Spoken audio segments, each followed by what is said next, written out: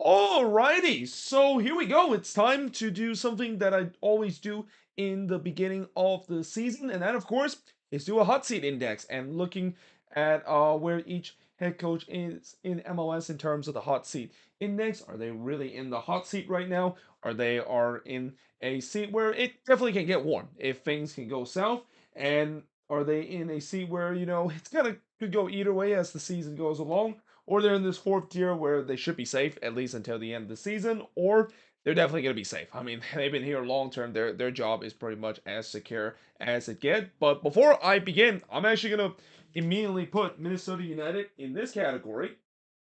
And of course, this is the no head coach category because, yeah, Minnesota, of course, is the only team to not have a head coach right now. And also, I do apologize if the camera is kind of fogging a little bit. I'm going to try to my hand on the camera so that it can focus again. But yeah, Minnesota, of course, I put them in this category because yeah, they're the only team that doesn't have a head coach, so I can't really put them in the hot seat index if they currently do not have a head coach. So yeah, hopefully eventually that they'll figure that out at least maybe in these next couple of months or so. But that being said, with the way that what we saw last season and the coaching carousel and the coaching turnover is at an all-time high, do not be surprised that I'm going to put a lot of names near the top of this list, especially with a lot of teams. Seems like they have big expectation heading into this season.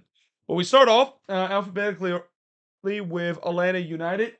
And yeah, for Gonzalo Pineda, and I'm going to go with the initial of the head coach, is right up here in the hot seat. So obviously it kind of makes sense because Atlanta always have that high expectation with when it comes to their performance, and also their head coach supposed to deliver that performance. And I feel like this is where, if you want to talk about a head coach that is probably on one of the hottest seat right now, it's gonna be Gonzalo Pineda because this is what his third season with Atlanta United, and usually we don't usually see head coach last that long with Atlanta United. They tend to like to switch things out, but especially with the talent that is on this Atlanta roster, you expect Gonzalo Pineda should guide this team not only to make it to the playoffs, but they should be in a deep run. I mean, they've been teasing the fact that they are truly back. I mean, it's even in their name of the jerseys that the resurgent is definitely back, and that this Atlanta team should be a team to be fair in the Eastern Conference. But that doesn't matter if Gonzalo Pineda isn't able to guide that team to that expectation, and I will not be surprised if Atlanta does struggle coming out of the gate, or even they start to become mediocre in the middle of the season. Because Pineda could potentially be gone from this team, alongside with maybe even Carlos Bocanegra, the GM. That you want to talk about a GM that is in the hottest seat right now. You got to say it's got to be Carlos Bocanegra.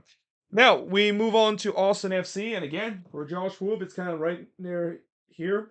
Now this one is kind of a little unfair because as much as I know Josh Wolf has been under a lot of hot seat, and especially a lot of people are surprised that he lasted last season considering with all the firing that is going on. I think many people thought that Josh Wolf was going to be fired for Austin because of how bad he did last season. Though I guess maybe Austin decided to realize that well they're just gonna give him a pass because he did incredibly well in the second season, able to guide the team to the Western Conference Final. And heading into this season, as much as I know there's expectation that Austin should make it back to the playoffs, this is where I talk about where it's kind of the unfair part, and why I think Josh Wolf has almost kind of an impossible task right now. Because on one hand, he needs to be successful if he is able to keep his job, but on the other hand, when you look at the roster that Austin basically had, and especially their new GM Rodolfo Barreto have mentioned before how he's really struggling to try to sign the right players to come to play for this Austin team. I mean, yeah, it just feels like Josh Wolf is stuck in a crossroad right now, where it's almost like it's kind of almost he is being set up to fail. Where the roster he has, I don't think he can do too much in terms of getting that roster to do well, especially if they started to go through an injury crisis like they did last season. And then at the same time, people want him to be fired because last season you look at the performance that Austin has, and especially the tactics that he used. A lot of Austin fans were not happy with some of the tactics that Josh Wolf has. So yeah, in some way, this is a really tough situation that Josh Wolf find himself in, and in some way, you can say in a cliche way, he's pretty much a dead man walking heading into this upcoming season for Austin FC. But now we move on to Charlotte, and this is the new head coach Dean Smith, one of many new head coach coming into this season. I'm gonna go ahead and put Dean Smith right here, where gonna get warm if things start to go south. So Charlotte is another team that they are not a team that's known to be patient in terms of firing their head coaches. We have already seen them hire three head coaches in their third season coming in to MLS, and so far they kind of still haven't got the balance right in terms of hiring the right head coach. And in some ways, similar to what I said about Josh Wu, Dean Smith is kind of put in a very tough situation because you look at the Charlotte team, there's still a lot of question mark on this team. And I argue they probably gone worse this season compared to last year, unless if there's some reinforcement that this front office will reinvest into this roster. I mean, Dean Smith's going to have to do some miracle work in terms of getting a relatively weak team to face against an Eastern Conference that should be an absolute bloodbath, especially near the top part of the East. Then we move on to Chicago, and for Frank Copas, yeah, I think he's going to be right here too. Where I think Frank Copas, there are definitely some pressure on him too. I mean, Chicago has also been a team that has been changing head coach nonstop for the past couple of years, and you notice there are a trend where some of these teams that have been pretty bad for the last couple of years have gone through a lot of different head coach, which I think this kind of just proves to you that just because you decide to change a head coach doesn't mean it's a long term fix. I mean, you can have a revolving door in the head coaching spot, and you can still be mediocre, and that's kind of the case for the Chicago Fire. And for Frank Copas returning to this team, and that I think there will be pressure for him to get this team to the playoffs. This is arguably the best Chicago Fire team that we've seen in the past couple of years, and if he doesn't get this team to playoffs and once again suffer playoff futility, it feels like it's Groundhog Day all over again for the Chicago Fire. It looks like he's going to be fired, and there's going to be another new head coach coming in to trying to end this curse that the Chicago Fire has been having of not making the playoffs, no matter what they do to trying to change the roster. Then we go to FC Cincinnati, and that, of course, is Pat Nolan. So far, most of the head coach I put are near the top of the list, but obviously, Pat Nolan is going to be right here in the bottom. Yeah, I mean, his job is pretty much safe. I think he also signed a new contract just last year, and that, the job that Pat Nolan has done is just absolutely amazing, and that now that it seems like he's going to get a couple of cracks in terms of trying to guide that team to their first ever MLS Cup in their franchise history. Then we go to Colorado, and this is, of course, Chris Armas. This one is tough. I think he's going to be right here in the middle, where I think it could definitely go either way. Again, Chris Armas, he was not a popular hire when the Colorado Rapids basically hired, and the Rapids, they have definitely spent a lot of money in terms of improving their roster, and there's no doubt that I think they will improve. The problem is, of course, is Chris Armas, and that Chris Armas, knowing the jobs that he's done with Toronto and with the Red Bulls and how he has not done very well, and that again, this is a very unpopular hire when it was first announced. Like anytime when you have a head coach that is hired and it's very unpopular within the fan base, yeah, there's going to be instantly pressure for him to perform. So we'll see whether or not if Chris Armas can do so, and especially guiding a Colorado team where I don't think, I know some will say that there's expectation for them to make it to the playoffs, but honestly, I think for them, the expectation is still going to be very low because, it's nowhere but up for this Rapids team after finishing dead last in the West last year. And then we go to Columbus with Wilfred Nancy, who of course won an MLS Cup with Columbus. Yeah, I mean it's pretty obvious. He's right here. He's clearly safe. I mean, anytime when a head coach win an MLS Cup, they have at least 1 year leash. And even if Columbus just suffer similar to what we saw a couple of years when Caleb Porter won the MLS Cup for the Crew, and then the next year it was an absolute disaster. Wilfred Nancy is gonna not be fired. I mean, Caleb Porter wasn't fired after that disastrous hangover season that they had the year after they won MLS Cup, and I don't think that's going to be the same case in case if this Columbus team just collapsed and Wilfred Nancy didn't do a good job with this team. Then we go to DC United, and this, of course, is Troy Lesesne. And, again, it definitely can go either way with Troy Lesesne, where, again, Troy Lesesne, he's kind of bought in, and that I feel like maybe in some way they're trying to use this as a long term solution because, DC has been another team that's been recycling head coach left and right, and they want to finally get this right, especially with the mistrust that's going on between the DC fan base and the front office. And that knowing, looking at this team heading into this season, it just feels like they're kind of maybe in a bit of a rebuilding period. I mean, there are still a couple of guys that are still part of the team, but it feels like they're going through a bit of a rebuild and going through a transitional period where, for a team that going through that kind of period and not really too much expectation of making the playoffs, I don't think Troy Lesane is going to get himself in hot water unless if this DC team just go on a disastrous run. And maybe that's anytime when a team goes on a disaster run, you usually see a head coach being fired. But we'll see how Troy Lesane is going to do with this team, especially. I thought he did a good job doing a short time with the New York Red Bulls.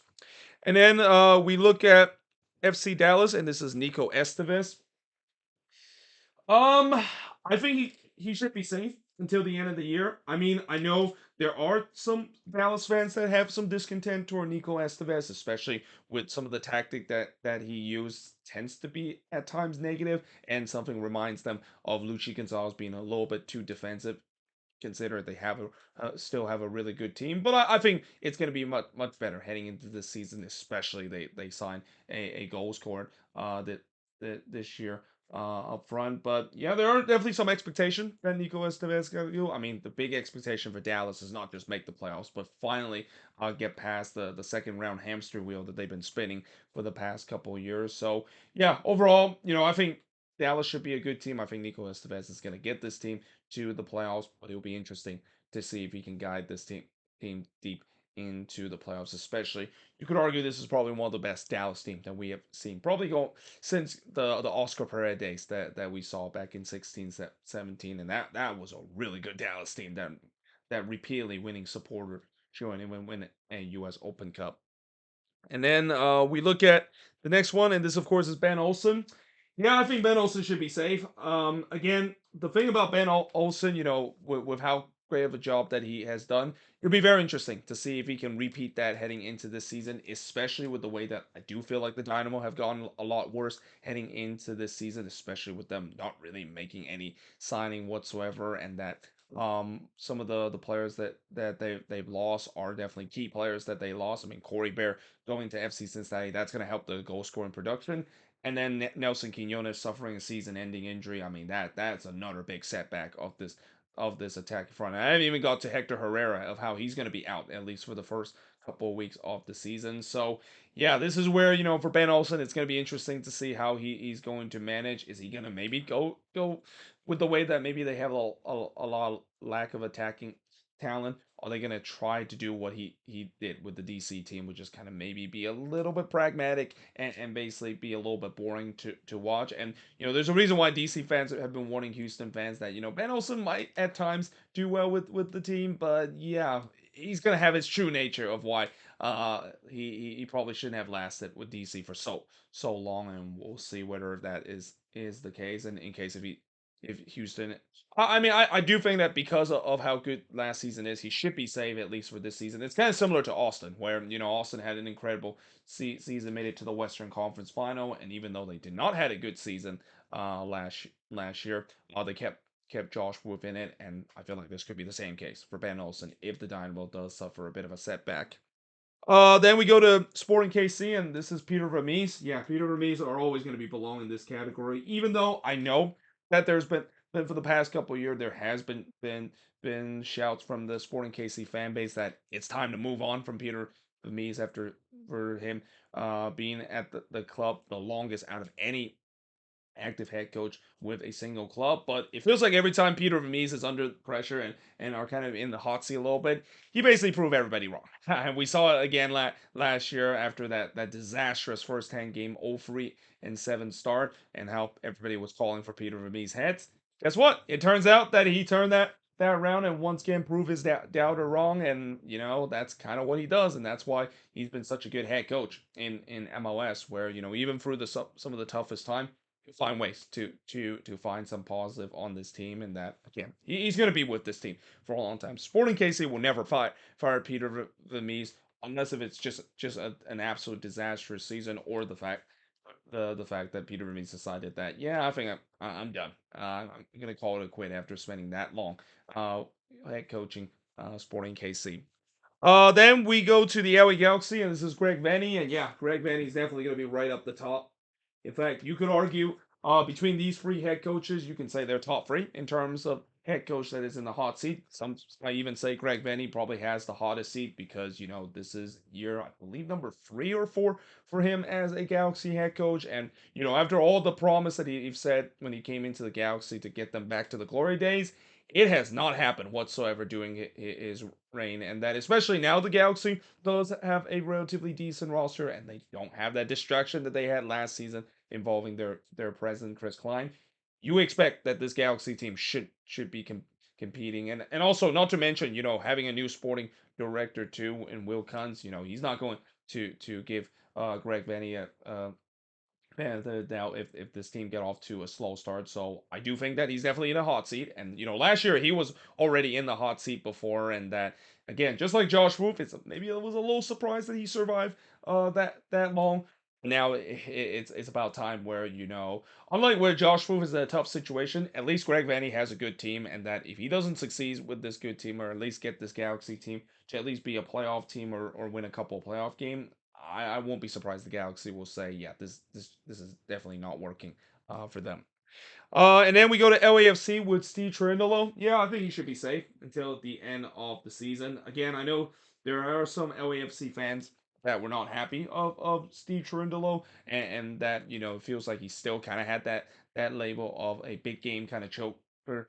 Um, in him, but still, I think he's done a great job with LAFC. I think at times maybe LAFC fans are being a little over criticized of Steve Cherundolo. Yes, they have had some rough period under Steve Cherundolo, but that's kind of is the case for every single MLS team. Like every good MLS team is going to have a tough period, but it's all about how they respond. And so far, LAFC has done a good job responding those tough period under Steve Cherundolo, and that I mean, you don't fire a head coach really quickly after he is able to guide you to back-to-back MLS Cup, and especially winning your first ever MLS Cup and finally conquer the mountain that LAFC's been looking to do ever since coming into the league in day one.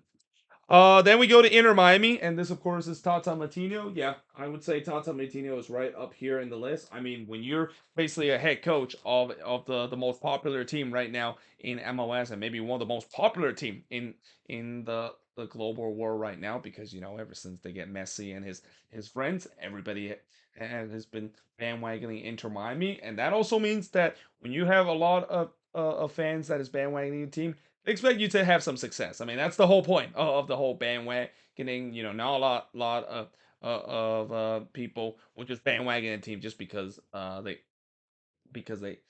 suck. They're bandwagon because they have a good player and that they expect it to be the best. And we saw a small sample size of that in the Leeds Cup run, where for a while Inter Miami was head and shoulder looked like the best team in the league. But now it's going to be interesting to see whether or not if Tata Martino can replicate that success with this team. That again, expectation is going to be at an all-time high for this team. This team should be in MLS Cup or bust territory, especially with the talent that they had. But at the same time, I know there are definitely some flaws with this team, especially on the defensive end, but it doesn't matter. I mean, this team has to win something. If they don't win at least one trophy, and especially now that with how disastrous this preseason global kind of tour that they've been through, and there's already Miami fans that are calling for Tata Martino's heads. Yeah, you would say that the pressure is going to continue to grow if he does not get this team to a relatively good start, and should be a team that should compete for MLS Cup this year. And then we go to Montreal, and this, of course, is Laurent Courtois. For Montreal, I'm gonna put Laurent Courtois higher than what some people put. I think that some people said that he doesn't really have too much pressure, but the reason why I say that he might have some pressure is because under the regime that Montreal has had, they are a regime that is not very patient when it comes to hiring and firing their head coach. I mean, it's been a coaching carousel for Montreal, really ever since they came into the league. They have hired and fired so many head coaches. There really isn't one head coach that I can name of for Montreal that's been staying with this team for more than like 3 or 4 seasons. And while Laurent Courtois, of course, he's going to definitely bring in the similar system that Wilfred Nancy put when Wilfred Nancy was with Montreal. if the resort doesn't go, or like with Fernandes, if Laurent Courtois maybe have a power struggle with the front office, because God forbid, if you have a power struggle against this Montreal front office, and if you say something bad to Joey Saputo, yeah, you're probably gonna get yourself being end up on the chopping block. And this is not just the head coach in general. I mean, we already seen that we've seen media members that have been fired by by MLS because of talking smack to Joey Saputo, and the troubling ownership that he has with Montreal. And that, again, he's also considered one of the most hated owner too, because a lot of Montreal fans do not like him whatsoever. So yeah, even though on paper, if Laurent Courtois was joining any other team besides Montreal and maybe some teams that are very tentative toward firing head coach very quickly, I think he'll probably be lower on the list. But because he's with Montreal, and Montreal might have that unrealistic expectation that they should be getting back to the level that they were under Wilfred Nancy just a couple of years ago, I would say he could be under the hot seat quicker than what some people might think he will be.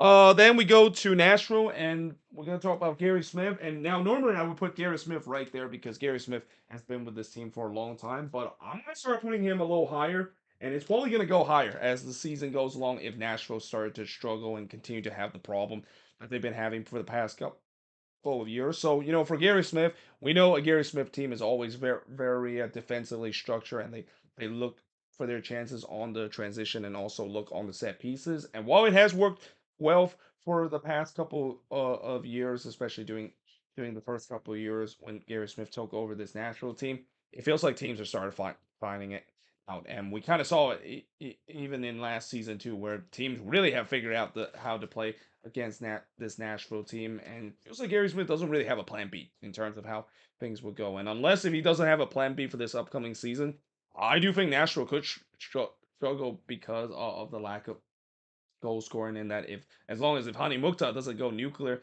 this team could go bad. And that this is where the chant of Gary Smith potentially be firing from this team could get louder. I mean, I have heard some discontent in Nashville fans in terms of the tactics, and that it just feels like it's time for Gary Smith to change it up, or even just not kind of evolve with it. Because again, when you're a head coach, some of the greatest head coach in this league always like to evolve their tactics. They never try to keep it at the same, and that's unfortunately isn't the case for Gary Smith. It feels like it's still kind of very similar to when he first coached Nashville, and that's going to be something he's got to change if he wants to keep this job for a long time. Because Nashville is kind of in a mediocre range where they're good enough to make it to the playoffs, but they're not good enough in terms of making a deep run. And I've already said that in that kind of stage, that's always the toughest and the most frustrating stage if you're seeing a fan of a team that is good enough to not be the worst team in the league and make it to the playoffs, but not good enough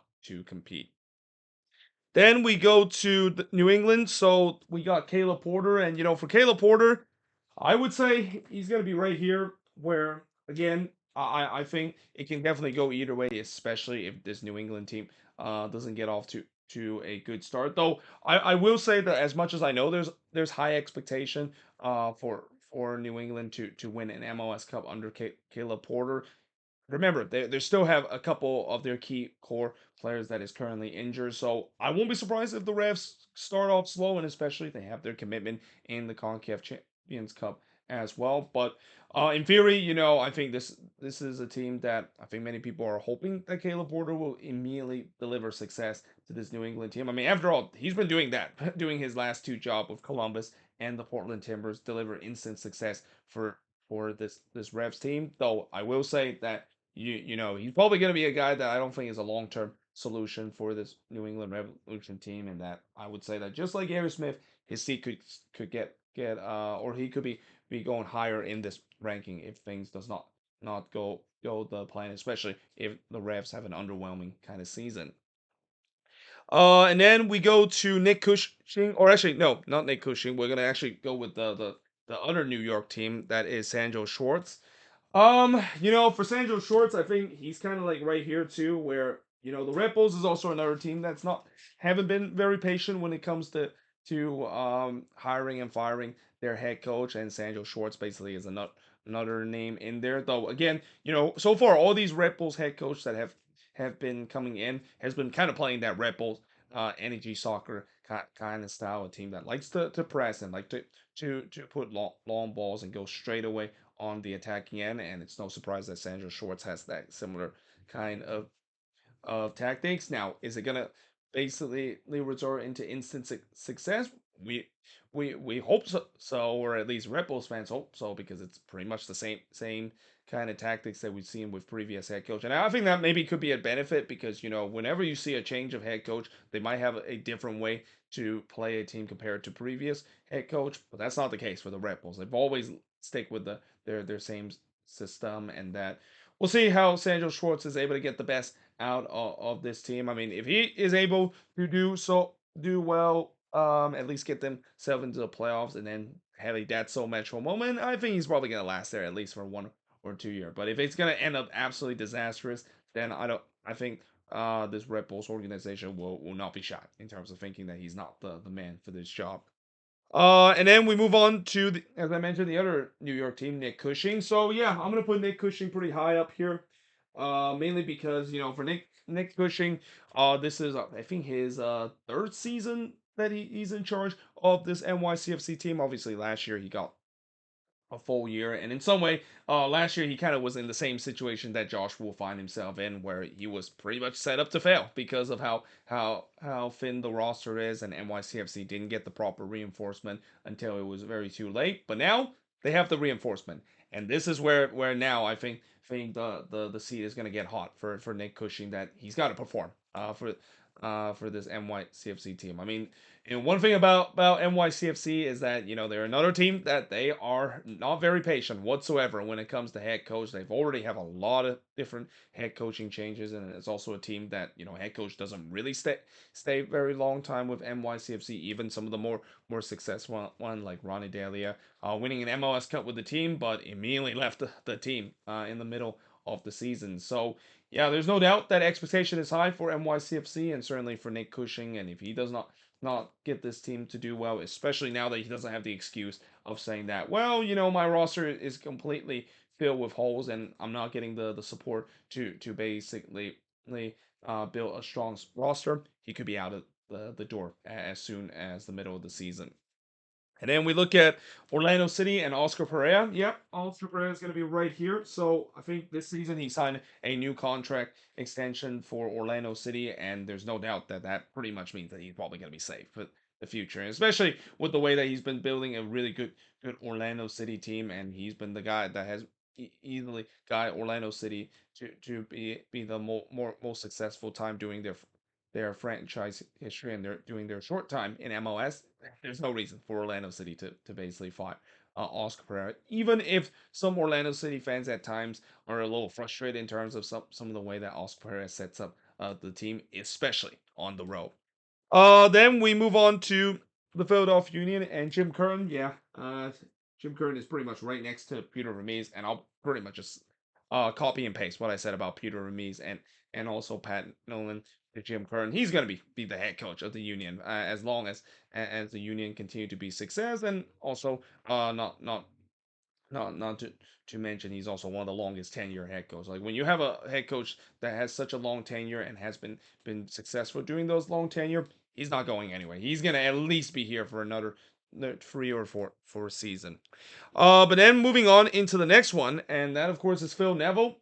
Yeah, I'm gonna say Phil Neville is pretty high on the list, and a lot of that is mainly because he was a very unpopular hire when the Portland Timbers announced that he was going to be there, and that again, anytime when you have an unpopular hire, that the fan base is going to turn on you as soon as things are not going to go so well. And so far, in my limited kind of time seeing the Portland Timbers, especially during the preseason, they have not looked good whatsoever. I mean, that one game I watched between the Quakes and the Portland Timbers, yes, I know they didn't start most of their starting 11, and they don't have their playmaker Evander, so maybe you can take that as a grain of salt, but they did not look good whatsoever under Phil Neville, and they kind of look like in some way very similar to Phil Neville team under Inter Miami, which is a team that just look kind of slow at time and look kind of sluggish at time. And I get that at times it was trying to do the same thing that we see the Timbers always do, which is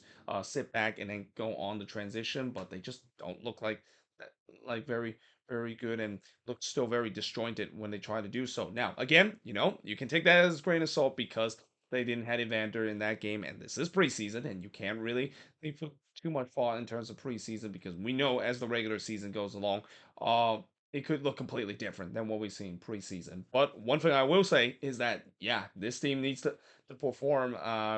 That is the Portland Timbers and Phil Neville. He's gonna have to impress the fans because when you're a very unpopular hire and your fans already gonna be calling for your heads from day one, you better believe you better perform because if you don't, yeah, there's gonna be fans that demand Phil Neville to be fired from this team, and that once again the Timbers probably didn't get this hiring right when they decided to let go of Giovanni Savarese and also let go of Miles Joseph too. Although I think actually they didn't let go of him. There, I think he's now back in terms of the assistant head coaching role, if I'm not mistaken.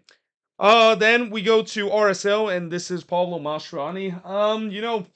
I would say Pablo Mastroeni is kind of right here, where I think he should be safe at least for the season. I mean, Pablo Mastroeni. There's been some mixed opinion about him. Some RSL fans like him, some don't like him, and that at least he's been relatively successful guiding this RSL team, especially from what we saw with them making that amazing run to the Western Conference Final just a couple of years ago. But I will say that I won't be surprised it could be starting to get a little higher on the list because usually, unless you're a head coach in nowadays in MLS where you have a good relationship with the front office and you do very well, head coach doesn't really last for more than like three or four season, and I think we're kind of approaching that period for Pablo Mastroeni, where if this RSL team is still kind of stuck in that mediocre cycle, maybe RSL might be thinking about looking for a change of head coach. So we'll see if that, of course, is the case. But for now, I think he should be. Looks like he could be safe at least for the end of the season, but it could still go up if this RSL team doesn't perform. And then we look at the San Jose Earthquakes with Lucci Gonzalez. Again, it's the same boat. For Lucci Gonzalez, I think he should be safe at least until the end of the season, unless if this Quakes team started to revert to the narrative that they have, where every time they make it to the playoffs, the very next season they have a disastrous season. And I'm really hoping that it's not going to be the case. But when you look at some of the signings they have, as good as some of the signings that the Quakes have made this offseason, I still have a huge question in terms of the number 10 position, and that there are still something I don't like about Luchi Gonzalez that Dallas fans has warned me and a lot of Quakes fans about his negative style of play at times, and you can maybe even argue that it's kind of started to look very similar to Dom Kintner and how he sets up the team. And let me just say that if you mention the name Dom Kintner in the San Jose Earthquakes fan base, you're gonna meet with a lot of choice words in terms of how he coach the San Jose Earthquakes. But still, I do think that he should be safe until the end of the season. But if things are starting to kind of fall apart, maybe he'll be a little bit higher on the list of the hot seat index. And then we look at the Seattle Sounders with Brian Schmetzer. Yep, Brian Schmetzer is going to be right here. In fact, from I feel like for next year or in the middle of the season in terms of hot seat index, I might as well just put some of the most obvious head coach that is in no dangers whatsoever of getting fired, and Brian Schmetzer is definitely joining that list along with pretty much all of these head coaches where Brian Schmetzer has been there for a very long time. The Seattle Sounders also is a team that doesn't really fire head coach a lot unless they really need to do so. I think they've only have like two head coaches in their entire history, and Brian Schmetzer has done an incredible job with it to this team to a point where there's more chances that the Seattle Sounders is not going to renew Brian Schmetzer's contract then I think the Sounders eventually going to pull the plug and say that they're going to move on to another head coach. And then we look at St. Louis and Bradley Carnell. Yep, I think Bradley Carnell is also right here where, just like Oscar Pereira, Bradley Carnell got a new contract extension this offseason. He's not going anywhere. And that especially after the success that St. Louis has last season, I think there's no doubt that his job is going to be saved. Though again, I won't be surprised if St. Louis might suffer a bit of a sophomore slump, considering that as good as Bradley Carnell did last season for St. Louis, his system did start to kind of get got found out a little bit, and this is where I'm gonna be interested to see what kind of tactics that he's going to do, or at least kind of evolve the energy drink soccer kind of tactics that they did last season. Because yeah, the St. Louis team has a magical overrun that they had last year. You could sense that there could be maybe going through a bit of a regression heading into the second season, maybe even a bit of a sophomore slump heading into the second season. And then we go to Toronto, and we're gonna go with John Herman, and I'm gonna say John Herman is gonna be safe. I think out of any head coaches, that is probably the safest, and is definitely going to last the end of the season. Got to be John Herman, and I think there is a reason why I think John Herman is going to be here, no matter how bad Toronto FC is going to be this season. And that, of course, is TFC have said that they are committed to make sure that they have a stability in terms of both the player group and also the coaching group. You don't want to have a situation where when you're a team that is in a deep rebuild that you're just going to say, oh, well, this is not working with the current roster that we have, and that we're suffering this tons of growing pains, that we're just going to have a rash reaction and say, yeah, John Herman is not the guy, and we're going to fire him and look for another guy. I mean, that's kind of what doomed Toronto for the past couple of years, and why they're in this stage right now where they're very reactionary when it comes to changing their roster and changing their head coach. And it almost feels like they're just throwing money around and hope that something will stick, and it just doesn't work out. I mean, we've seen it before where money can't buy happiness in this league at time. It doesn't matter how much you spend on players. If you don't spend the players and get the right head coach, you're gonna stuck in this bottom feeder role for a very long time. So I think what Toronto is thinking right now is that, first they need to get rid of all the dead weight from the previous regime, but also they need to have a long term thinking. They need a long term thinking in terms of stabilize the team, and also getting a head coach like John Herman that he's gonna.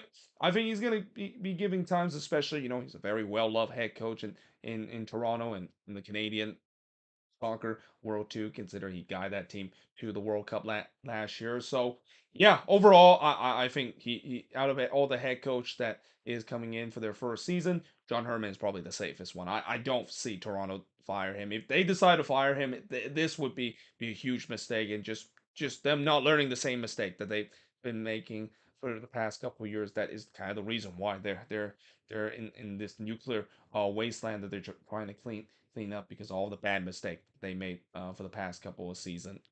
And then finally, we look at Vancouver with Vanni Sartini's. Yeah, I think Vanni Sartini should be safe. I mean, Vanni Sartini is one of the most well loved head coach, not just in Vancouver, but pretty much around the league. He always has that enthusiasm that I just feel like it would be sad to see eventually Vanni Sartini is going to be no longer the head coach of the Vancouver Whitecaps. But still, I think he's going to do well with this Whitecaps team, and maybe he will finally get this Whitecaps team to be a competitive team, which is something we have not seen the Whitecaps done a lot. I mean, their franchise history in MLS has been very mediocre at best, but I do truly believe this could be the best Whitecaps team that we've seen in a very long time, and we already have seen it, at least in a short sample size, in the CONCACAF Champions Cup, that it seems like this team it could be ready to play and could be a decent team heading into this upcoming season.